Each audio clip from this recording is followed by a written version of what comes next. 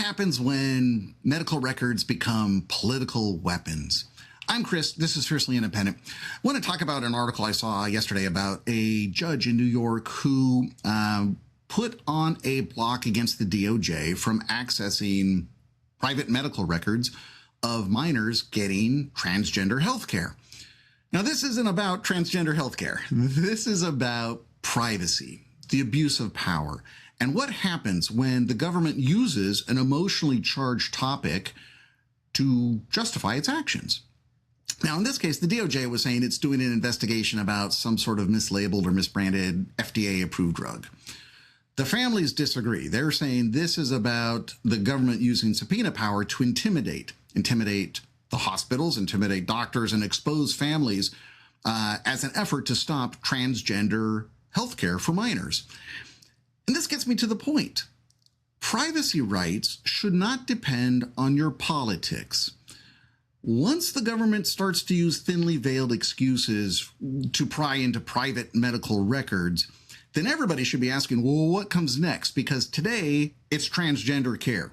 Tomorrow it could be abortion records or fertility care or who knows, even mental records that revolve around gun ownership. These are all at risk.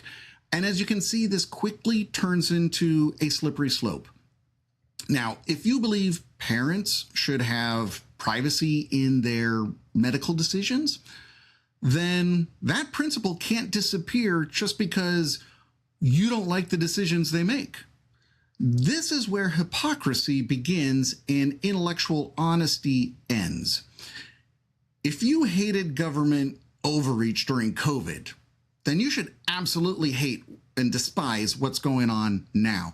Because if you think, for example, all of this is fine, it's a targeting a group that you don't understand, you don't care about, you don't know much, or even support, then you don't believe in rights. You believe in privileges, because rights apply to everyone, even those who are unpopular or unliked. Now, the government will always come up with an excuse for this overreach. Things like public safety, fraud. And of course, my favorite is national security. But seriously, these are words meant to justify the taking of rights. And let's admit, rights are easiest to lose when the first victim is unpopular. So with that, I hope you have a great day. Stay fierce, stay independent. Talk to you soon.